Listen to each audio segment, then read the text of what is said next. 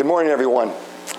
Good to see all of you here this morning, especially some of you that have not been able to be here for a while because of illnesses and different kinds of injuries, and we're just happy to see you back with us. For those of you who are back in the remote service, we're thankful to have you with us as well. Wish we had more room inside the auditorium to fit you all in, but we're glad that you're here nevertheless. It's such an enjoyable time to come and to spend moments of worshiping God together, and that He allows us to do so. It's just a blessing for us. This morning, I think Ken mentioned that, it's a cold day outside, but it's a bright and sunny day outside, and you would think it was 90 if it wasn't the fact that it was so cold. But nevertheless, what a great day to come and to worship God. So how many of you enjoy going to the beach or going to the ocean?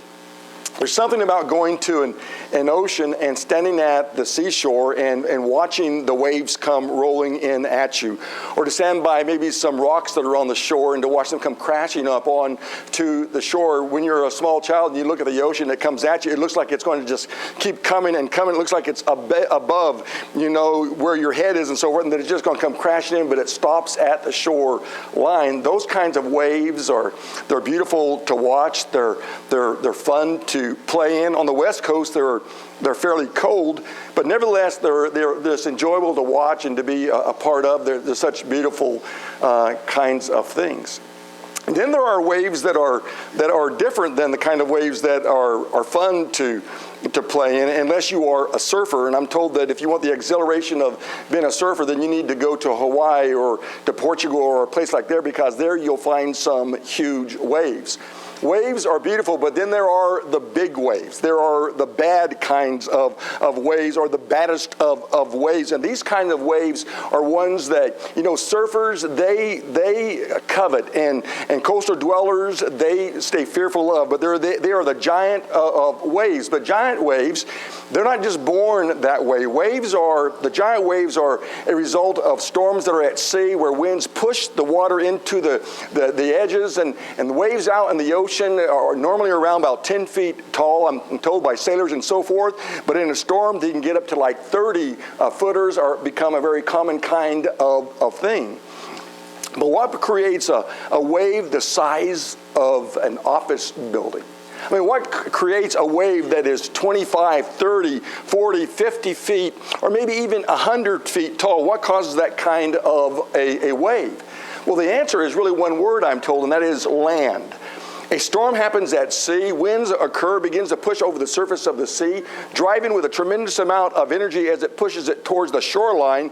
And as the water or the shoreline or the water reaches the shore itself, the land becomes shallower, but there's a lot of energy behind the wave, and that energy has to go somewhere. As a leading edge approaches the land gets shallower and shallower. All the energy is behind it, and that energy has to go somewhere, and where it goes up. And the result is you have this huge, giant kind of wave. And like I say, waves like that's something that, surfers, they go far and wide to find that kind of a wave, to get that exhilaration, that extreme kind of adrenaline rush by riding that kind of a wave. Coastal dwellers, we see that kind of a wave, and we kind of back off away from it. For instance, there is Tahiti's Tehupu waves. They say that it is a modest 25-foot waves that happen there. The surfers, they call it the thick lips and so forth, but it's known as the heaviest of the waves. I don't really know what that means, except for maybe it carries just a whole lot of water as it falls over the top and onto the surfers. And they say about this wave that it is a dangerous kind of wave, but not the most dangerous. There's the Silver Dragon that is in Hangzhou, China. It is really a river, and what this thing does is the Silver Dragon, it travels up the Kuaitang River, opposite of the river's flow, and the result is it creates a tidal bore. On September 29th, they said that they measured at 29 feet in height. This is up a river. So this is not on an ocean, it's in a river, and they're surfing, and if you were to see pictures of this, you would see the city in the background as these guys are surfing these big, giant river waves. Of course, the one that you probably are the most aware of is the Banzai Pipeline in Oahu, Hawaii. This is a 30-foot kind of wave. These are the waves that people surfers love these waves, and they vote them as being the most dangerous. However, there are those on Maui who says, well, no, they are not the worst. There is a wave called the Jaws that they have measured up to 57 foot in height, and they're dangerous too. But the Banzai Pipeline is probably the most notable of the waves for people to surf. Garrett McNamara, he holds a world record for surfing the largest wave. Confirmed a 78 full tall wave at Nazaré, Portugal. I saw a video of this. They go up to the wave and he's been towed by a jet ski, and then they released him, and then he went down the wave. It was an incredible ride that he took, but he holds the world record, and he did that back in 2011. This year he said that he rode a 100-foot wave, but they haven't confirmed it as being a fact, which means someone didn't video it or something like that. But even when you think about that, that is an incredible kind of thing. And if you're into surfing, or if you just kind of watch the competition and so forth, to watch those kinds of waves or to see pictures of them, it's just an amazing thing to watch. But then there are waves that come on shore that no one likes. Not even surfers. They don't like these kinds of waves. They're called a tsunami. We as inland kinds of people, we read about tsunamis and hear about tsunamis, but most of us have not ever experienced a tsunami. They are caused not by storms, but by undersea earthquakes or a volcano that's undersea erupts and so forth, and it causes a great upheaval. And when that happens, it causes the water to surge high and begins it to move in a ripple effect. With this wave, they're different than the waves of the pipeline and things like that. These waves, they don't break. They surge as a great wall of water that comes inland, and they are destructive, and they are damaging. These wave surges arrive at about doing 500 miles an hour. That's hard for us even to imagine that a surge can go that fast, but some of them have been measured moving 500 miles an hour as they approach the shoreline. But, they barge inland up to a mile. That's how far that's the power in the surge that is there. The Indian Ocean tsunami of 2004 was caused by a 9.3 earthquake. Well, they said 9.1 to 9.3 on the Richter scale. This earthquake under the surface of the sea, somewhere around Sumatra. It was measured at its initial surge of being 104 feet tall, or 30 meters if you're of that mind. 50 feet was what it was when it struck inland.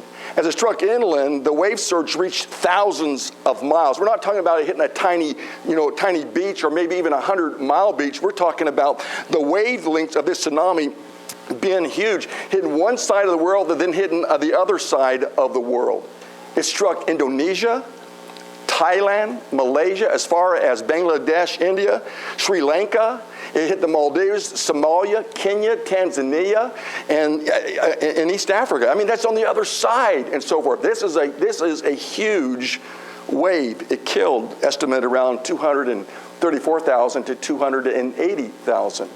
The reason why they haven't been able to verify exactly between 234 and 280 is that most of those places were third world countries and they don't keep a great census of the people. But a lot of people died in that kind of a thing.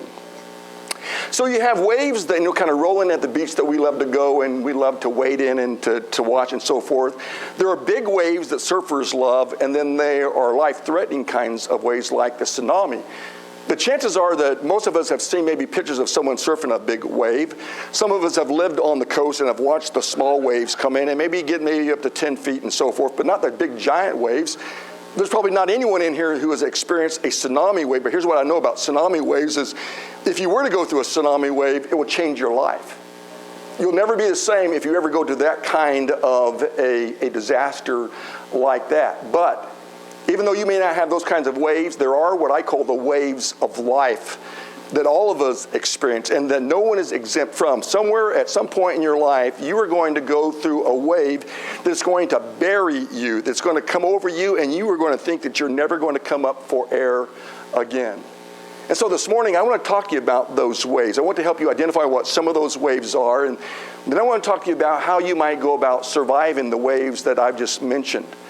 Because there are the waves of life. And the waves of life happen much like physical waves happen. Physical waves happen because of some kind of upheaval. Something has happened to cause the wave to come into fruition. there's been an earthquake, or there's been a storm, or an erupting volcano, something like that caused the big waves, the physical waves, to come on shore. And I would submit to you that the waves that we have in life come at us in much the same kind of way.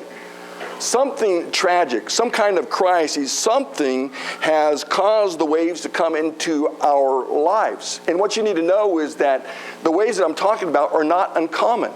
They're not uncommon when it comes down to being Christians or being followers of God. We don't become those who are exempt from the waves because we decide to give our lives to God. And not only that, but some of the greatest heroes of faith, they have felt the waves. They themselves have gone through the waves. They didn't ask for the waves. They didn't want the waves, but nevertheless, those waves came into our lives, and that means we're not exempt. I was reading about a young girl who had just returned from her father's funeral. As she returned from her father's funeral, a person walked up to her and asked her, "So how are you doing?" Which is really a bad question, by the way, to ask someone how are they doing, because how do you think she's doing? She just buried her dad, and so obviously she's overwhelmed with the wave of grief in her life. But she answered this person by saying, I'm blessed. I've been told by well-meaning people that God's people never have a bad day. Maybe she was being sarcastic, I don't know, but let me ask you, is that true? Does God's people ever have a bad day? Have you ever had a bad day? I've had my bad days. And so we all have bad days. And like I said, even the greatest of heroes of the Bible sometimes have gone through periods where they have had bad days. And when they have had a bad day and that wave has hit their lives are filled with fear and loneliness and a loss of focus and purpose in life. And it can be added up to one word that would describe all three of those, whether it's fear or loneliness or a loss of focus, and that is you feel a sense of despair. I mean, how many of you have heard about this guy by the name of Elijah? Elijah, he felt the waves.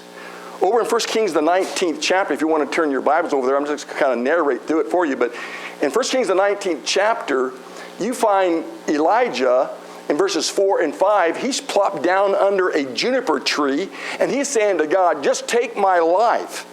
This is so bad what's happened that you just kill me, because this wave is so huge that hit me. And that's interesting and even surprising a little bit, because in the chapter before, in chapter 18, he defeats 450 prophets of Baal as he calls down fire from heaven, and he has a great victory over that. But in the very first verse of the next chapter, you find out that a messenger, Ahab, he goes to Jezebel, who is the queen of Israel at that time, and he says to Jezebel, here's what has happened. You know, Elijah, he's had 450 prophets of the God that we serve, he's had them killed. And Jezebel says these words. She sends a messenger to Elijah saying, so may the gods do to me and even more if I do not make your life as the life of one of them tomorrow about this time. What has she just told Elijah? She just told Elijah, listen, you're getting ready to be hit by a tsunami, buddy, and I'm going to take your life. You're going to die. What does he do? Well, Elijah, he goes in despair. And he goes through several things. The first thing is he becomes fearful. If you were to look at verse 3, it says that he became afraid, and he arose and he ran for his life. That's what he does. This man of God who defeated 450 prophets of Baal has this woman scare him to death to the point that he is so fearful that he runs away. He runs for his life. Well, what would you have done? Well, most of us have probably done the same thing. We try to find a place of safety or to seek safety. That's what Elijah does. He's hit by a wave. Not only that, but he has loneliness come into his life. Later on, after a period of time, he finds himself in a cave. And as he gets into the cave, a voice of the Lord comes to Elijah, and he's asked Elijah, where are you? What are you doing here? What are you doing here, Elijah? And Elijah answers, he says, listen, he goes, I went and I spoke the word of the Lord to a people who have left the covenants of God. They have left the covenants of God. Not only that they're seeking to kill me. Jezebel said she's going to kill me. And not only that, I am alone left. I'm all by myself. I'm the only one that's faithful in all Israel, and that's why I'm here where I am. This doesn't happen once. It happens twice where the voice of the Lord asked him, where are you? "What are you doing here, Elijah?" And each time Elijah answers with this question, "I'm alone. I'm lonely. That's where I am. There's no one with me in this endeavor that I've been called to do." Not only that, but he's lost focus. The question is, what are you doing here, Elijah? Well, where should Elijah have been? Elijah should not have been in a wilderness. He shouldn't have been in a cave. He should have been in Samaria. He should have been at the city. He should have been doing what God had called him to do, to be a prophet as a spokesman to the king, which was Ahab and his terrible wife Jezebel. And if they wouldn't listen, that he was to prophesy to the people. But you see, this great wave has hit Elijah, and the result of that is he becomes fearful, and he becomes lonely, and he loses focus of where he is supposed to be in life. That's a guy that has felt the waves. Or how this guy, David. Imagine a valiant warrior who becomes a warrior at a very young age, defeating a 9-foot 6-inch giant. He becomes a hero of Israel, killing his thousands. Saul has killed his thousands. David has killed his 10,000s. He's a valiant warrior. Knowing that, but he is the king. Not only that, he is a handsome man. There's a lot going for David, but David felt the waves. Let me give you an example of that. Turn over to Psalm 142. 142. Here David, the king, is running for his life. He ends up in a cave himself. And as he's in this cave, he offers a prayer in the time of trouble, or a prayer of help in trouble. Look at verse 1. "I cry aloud with my voice to the Lord. I make supplication with my voice to the Lord. I pour out my complaint before him. I declare my trouble before him.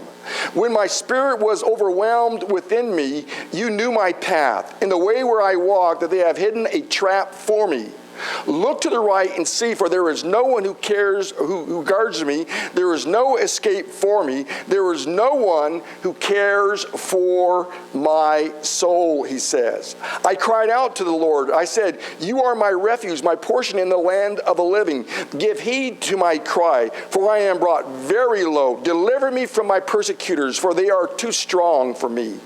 Bring my soul out of prison, so that I may give thanks to your name. The righteous will surround me, for you will deal bountifully with me." Notice what he says in verse 2, verse 3, 4, and 6. He says, listen, trouble is around me. My spirit is overwhelmed within me. There is no escape. There's traps being laid for me. No one has regards for me. No one cares for my soul. I am brought very low.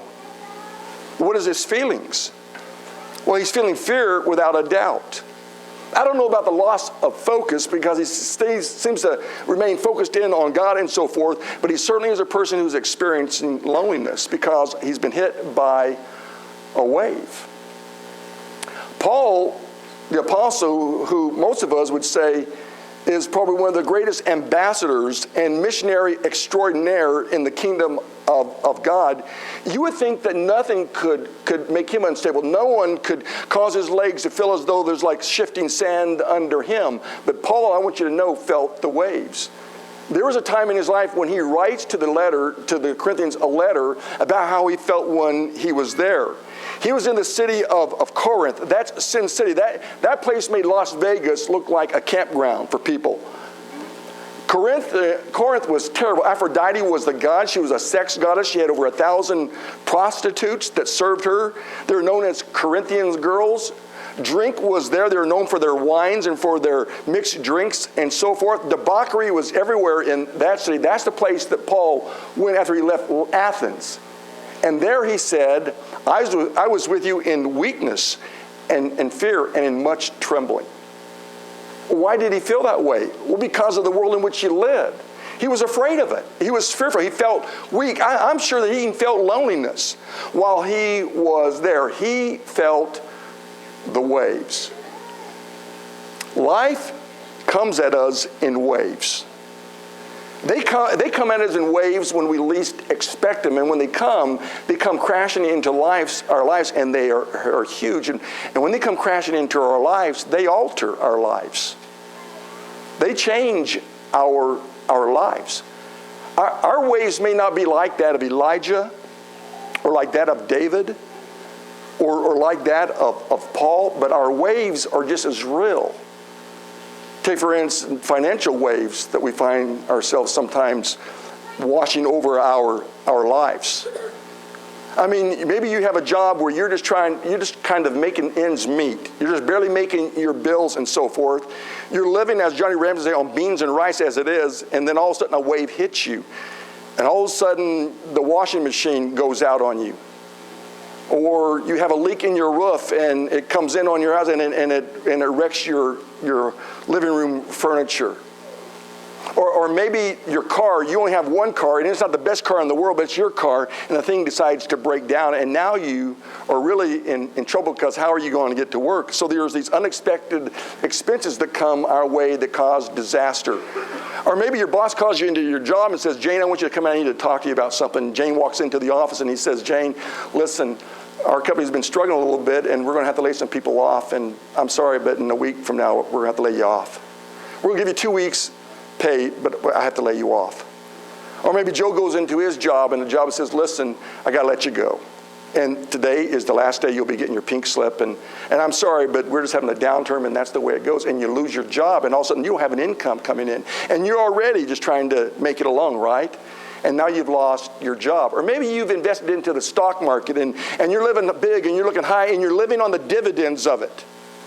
And then the stock market crashes. And now you don't have near that kind of money that you once lived on because the dividends are gone now, and now you begin to cannibalize your stock just to kind of keep your head above water. Or maybe you just made some really poor financial decisions, or just some bad decisions, and now this financial waves comes crashing over the top of you. And here's what I do know about those waves is such things alter your life. Because you're not as financially strong as you once were. Now you're financially limited. You can't buy the things you once to buy. You can't go out and buy the clothes you want to buy. You can't go out and buy that new car you wanted. You don't go out to eat like you once used to go out to eat. I mean, you don't go on the vacations anymore. You're on beans and rice. A financial wave has hit you, and it's altered your life. Some of you know what I'm talking about. Physical waves come into our lives as well. Some of the news that we get sometimes is life-threatening. Some of it is just chronic kinds of disease. You walk into your doctor's office. You go in for a routine check. You're just going in for your annual physical and so forth. And you do the blood test. You do all the different things that they do. And then they call you back so they can talk to you about your test. And they tell you in your test, listen, we saw a disorder here. We saw something that's wrong here. Your PSA is all messed up and things of that nature. And all of a sudden they tell you you have something that is life-threatening. Maybe it's your heart. Maybe it's cancer. But that's a wave. Or maybe you have a chronic disease. Maybe the wave doesn't seem as big as maybe that wave, but it's a wave nevertheless, and you have a chronic disease that you're not going to get rid of. It's not going to be a reversible kind of thing. Maybe it's Crohn's disease, or maybe it's diabetes, or cholesterol, or something that is there that is going to change your life. It's going to alter your life. Or maybe you've had an injury. I mean, you're walking outside, slipped on the ice, your feet went above your head, and your head went first, and you crashed your head there, and you got this huge concussion that has given you brain damage. That's a huge wave that has come into your life. And when that happens, they alter your life. You're limited in what you once used to do. Physically speaking, we depend on a lot of those kinds of things. Say that you are this person that was kind of physical and you enjoyed doing some physical kinds of things. There are things that you love to do that you just look forward to doing, and all of a sudden you don't have the strength and you don't have the stamina. You don't have the go that you once had because of this malady or this disease that you have a physical wave, and now you have to give up that which you love more than anything in the world because you're limited. That's a wave. And that's a wave that comes in on you and it crushes over the top of you, and you wonder, will I ever breathe again? Will I ever come up to air? Relationship waves. You're sitting at home and your mate comes home to you and he or she says to you, you know what? I've had enough. I want out of this marriage. I don't think I love you anymore. And so the breakup happens and the relationship is over with. Or it's 3 a.m. in the morning and you're sitting up with your wife and you're You're so worried, you're so frightened because you'd gotten in a fight with your son or your teenage daughter and they ran away from the house there and you don't know where they are and you're hoping that they're going to come back home pretty soon, and there's this feeling of estrangement that is there between your friend. Or maybe you've gotten into a fuss with a friend that you've had and now the friendship is over. Those kinds of relation type things are waves that change our lives. Who am I going to hang out with now? Who's going to give me words of affirmation? My husband, my wife used to do that, and now that's gone. Who's going to give me the kisses at night? Who's going to be there for me? Who am I going to hang out with? How's my life going to, your life is going to change. It's a huge wave. And then, of course, are the waves of grief. You've lost someone. Maybe it's a mate. Maybe it's an aunt or an uncle, a brother or sister. Maybe it's one of your children. Whatever it is, you've lost a loved one. And your life changes. All of a sudden, if you are a mate, you go from being a couple to a multiple of one, as one person said. And those couples that you used to always hang out with and go out with, you don't go out with those couples anymore. Because you feel as though you're a tag-along. And so you just say no to the invitations and you just don't want to be a part of that kind of thing. And so that changes. And now that you go home at night, and guess what? No one's there to meet you at home at night. No one turns the lights on for you. No one sits down and watches TV with you. It's you and four walls. Your life has changed. It's altered. All these are waves that so alter our lives. And sometimes those waves can never be reversed. You can never go back. You have to learn to live with them. You have to learn to accept them. They become your new normal. And so how do you, having said all that, and all that is depressing, right? But all of us have experienced that. At some level, all of us have experienced every one of those four waves that I have talked about. And I know there's more than just those waves, okay?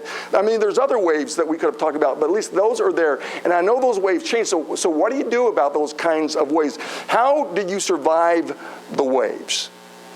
Well, let me share with you some ideas that I have and some things that I have discovered about these waves. Number one is recognize what causes the waves. You just got to come to grips. What is it that has caused this wave to come into my life? And I've said to you, well, it could be that it's a financial wave, or it could be a relationship wave, or it could be a physical wave, such as illness or injury, or it could be the death of a loved one, a grief wave. Recognize what causes the wave. If you at least know what causes the wave, you can at least better prepare yourself for the fact that when that wave one day might hit your lives. But here's the good news. The good news is you can survive the waves and be at peace. You can survive the waves and be at peace. Number one is to recognize that you are not alone. Elijah, when he's in that cave, and the voice of the Lord comes to him and says, "Where are you, Elijah?" And he says, "I've been a prophet of God. I've spoke to the people. They rejected the covenant. They're wanting to kill me, and I am alone left. I'm alone." And God, through a series of events, through the wind and an earthquake and then a still small voice, he's reminded by God, you are not alone. I'm here with you. I want you to know this morning that you're never alone when you're a child of God. I'm not saying to you, please understand, I'm not saying to you that the storm is going to go away. I'm not even saying that the waves are going to cease, okay? I'm saying to you that you're not alone when the wave overcomes you, that God is with you even in the wave. He himself has said, I will never desert you, nor will I ever forsake you. I will be with you all the way through this. It's interesting when you look at the Gospel of Matthew. In the Gospel of Matthew in chapter 1 and verse 23, there it says that Jesus is called Emmanuel, which means God with us. And then the very last chapter and the last verse of Matthew 28 and verse 20, Jesus promises, "Lo, I will be with you always, even to the end of the age."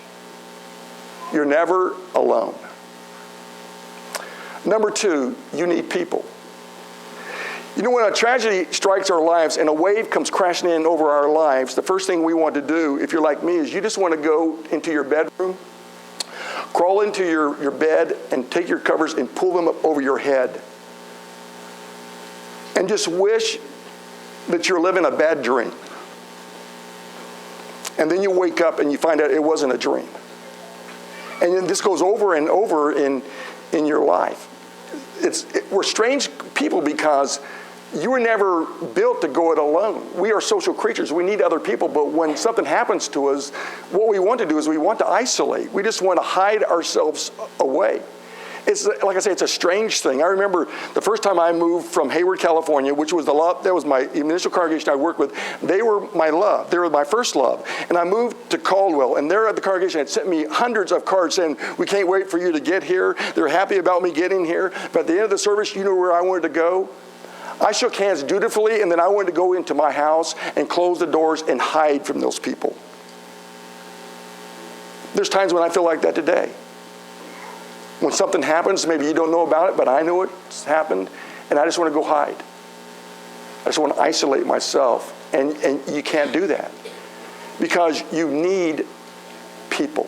Elijah needed people. God said to Elijah, "Listen, here's what's going to happen here. I know you feel alone, but I want you to go back through the wilderness to Damascus. You're going to go back to the people. You need people. Listen, there are 7,000 people who have not bowed down or kissed the feet of Baal. You are not alone. You need people. You need to be with people." Even the Bible, even in the New Testament, we know that. Hebrews, the 10th chapter, verses 24 and 25. We usually use this as a passage, to kind of squeeze you a little bit to get you to see that you need to be attending services and so forth. But listen to what it says. "Let us consider how to stimulate one another to love and to good works.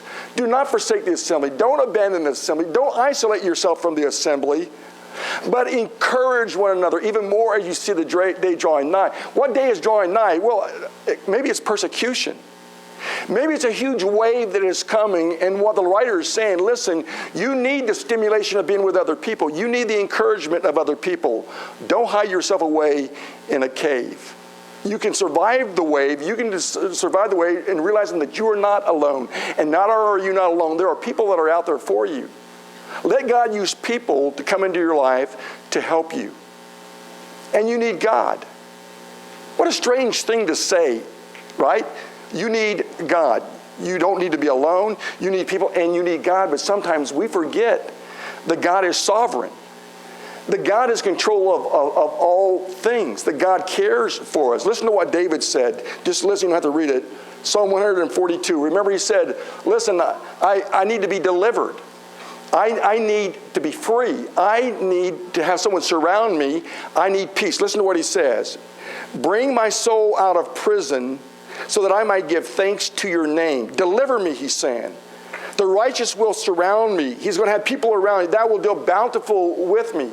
What is he asking for? He's asking to be delivered. I think I messed up there. I think it says up here in verse 6, it says, "Give heed to my cry, for I am brought very low.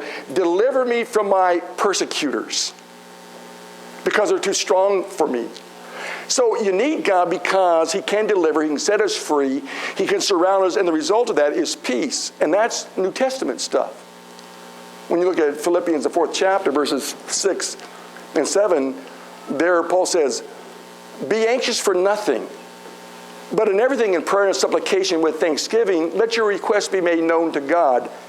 And the peace of God that passes all comprehensions will guard your hearts and your thoughts." And so you need God because God promises deliverance and freedom and peace. I'm not saying he's going to take you out of the storm, okay? I'm simply saying that he'll be with you in the storm. And you need a purpose. God said to Elijah, "Where are you?" Well, he wasn't asking, where are you geographically? He knows where he is. He's asking, where are you in your spirit? Where are you in your soul? Where are you in your attitude? And so he tells Elijah, I know it's a huge wave, but you're going to go back and you're going to appoint some kings and then you're going to get back to work. Elijah needed a purpose to get out of bed. He needed a focus. And I'm saying to you that it's easy for us, and we want to, when something tragic happens to us, we want to hide away. We want to isolate ourselves away, but you need to know that you have a purpose in life. something that'll get you out of bed, something that'll move you along. I don't know what that purpose is for you, okay? I don't know what that need is for you to do, but you need to do something. In fact, Matthew, the 6th chapter, in verse 33, after Jesus says, what are you anxious about? Why are you anxious about what you're going to eat or what you're going to clothe yourself or the roof that's going? Why are you anxious about those things? Non-believers, they worry about those things, but not us. Seek first the kingdom of God and his righteousness. All these things will be added to you. What is he saying? He's saying that God will be with us in the anxious moments. Put our trust in him. So that's how you survive the wave. Surfers tell me that, and I've read that there's nothing more exciting than catching a wave. There's nothing more exhilarating or thrilling than to see a big wave coming and for you to be able to catch that wave and to surf that wave. They say that it is a life-changing moment for them when they catch the big one and so forth. I wish I could tell you this morning, I really do, I wish I could tell you this morning that the giant waves that come crashing into your lives would be exhilarating and thrilling. But they won't. They won't be. But it doesn't mean that you can't catch a wave, because there's a lot of different ways to catch a wave. There's more than one way to catch the waves that I am talking about. So I just want you to take heart. And I want to give you some reasons to take heart. You see, after the wave hits, you won't be the same. Whether it's financial or relational or physical, or whether it's the death of someone, your life won't be the same. Your life will be forever changed. But it can be a very good thing at the same time.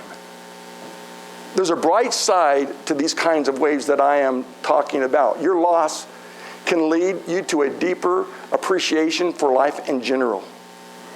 For everything, it'll change the way you look at things. I asked Arnie Spriggle, you know, Arnie has been struggling and battling cancer and so forth. He was at my office the other day, and we were just talking and sharing, and I was nosy, and I asked Arnie, I said, so Arnie, I said, how has this all changed your life? And he took a big sigh, and he says, oh man, my life has been so changed. I have a deeper appreciation for everything. I was sharing to him, in some ways it's almost like a gift, because for most of us, we just take life for granted. You know, life is going along, it's moving along, and we think it's, you know, hunky-dory and so forth, and then all of a sudden things change in your life, and you have a deeper appreciation for everything. And so Arnie was telling me, I have a deeper appreciation for just about everything that you can think of. You have a deeper appreciation for the gifts that God has blessed you with. You have a deeper appreciation for the blessings that you've for so long taken for granted, because you just think that, you know, the sun's going to rise every day and it's going to go down every evening, and that's, so you just take it for granted. But now you don't. Your family and your friends and the people who are around you, your church family. Man, Arnie said, man, my church family, I don't know how I'd make it without the church family being a part of my life. God and his promises, to not be so earthbound, to be heaven-bound, to know that one way or another, none of us are going to get off this planet. That one way or another, all of us are going to die unless the Lord comes again. But to know that God has a promise, and saying that this is not the end, the grave is not a final period in life. There's more, much, much more beyond that. You just look at life in a different kinds of ways. Things that you could never have seen before the wave hit, now you have a deep appreciation for that. That's the upside of catching the wave. You can catch waves. Where life becomes more meaningful to you. Where every minute, where every hour, where every day, week, month, year becomes a precious gift that God has given to you, that you have to enjoy life. Here's a question that I'm always asked. It's generally asked after someone has lost a mate or a loved one. And the question that is asked of me is will it ever stop? Will the waves ever stop? A couple of weeks ago, I was talking to my wife, and we were talking about waves that crash into our lives. And you know, my father-in-law, Bill, he passed away a couple months back, 3 months back. And so we're still kind of tender about that, about losing him and so forth. And so Lori was doing some reading, and she was reading about a woman who was talking about this, and she was an expert talking about dealing with death and dying and so forth, and she gave one of the best analogies I've ever heard, and it's what actually prompted the sermon this morning. But she gave one of the best analogies I've ever heard about dealing with loss and with the waves that come in. And she said that losing a loved one is like a giant wave hits your life. Like a mega wave hits your life. And it comes crashing down over the top of you, and you're pushed deep under the water, and you feel as though you're never going to come to the top. You feel that you're going to be there forever and that your sorrow is going to drown you. But she says, but after a while, and depending on the person, some duration, you pop to the top and you actually get a breath of air. And you know where you get that breath of air, then another wave hits you and it drives you deep down once again, and it stays there for a long time. But eventually it goes out and you pop to the top. And sometimes it's weeks, and sometimes it's months, and sometimes it can go for a year or years. And she said eventually the waves will keep coming, but they won't be as big. They'll be big, but they won't be as big. And they won't stay as long. And they won't be as frequent. And then as time goes on, the waves will get smaller. And the duration shorter. And less frequency. And as time goes on, they become smaller yet. And they don't last as long and become infrequent. But all of a sudden, out of nowhere, a wave will hit you. But she said these words, and it's a big one. She says, but the waves will never cease. They'll never cease. They'll always come. But she says, you'll learn to survive it. You'll learn to make it. You can't stop the waves, but you can learn to survive them. One slide I had says, you can stop the waves. You can't stop the waves, but you can learn to surf them. But I thought that was too casual, because that kind of wave is not a surfable wave, I don't think. Knowing what causes waves, I think, will help us prepare. Knowing that we are not alone is helpful. Knowing that God has a plan for our lives encourages us to keep on keeping on. God said this to Jeremiah. He says, for I know the plans that I have for you, says the Lord. There are plans for good and not disaster. I give you a future and a hope. Paul says, cast all your cares and your anxieties upon him, because he cares for you. So, church, the waves are never going to stop. But we can learn to live with waves. We can learn to accept the waves. We can learn to survive the waves. And a lot of that has to do with me and you. You're not alone. We are the people that you need. We'll be there for you. Most of all, God has great plans for you. Great plans for you in your life, even in the waves, as they come your way. So, I don't know where you are this morning. I don't know what your heart is like, but if you are in the midst of a wave that is just crashing on you and you'd like to come forward, we would love to be able to pray with you and to pray for you. And if you're not a Christian, well, listen, there's a wave that's coming, but it's a judgment wave, and you don't want to be a part of that one. It's a major tsunami. You want to make sure you're in a relationship with Jesus Christ. And if you're not, you need to do that this morning. Whatever your need is, once you come, while together we stand and sing. Oh, my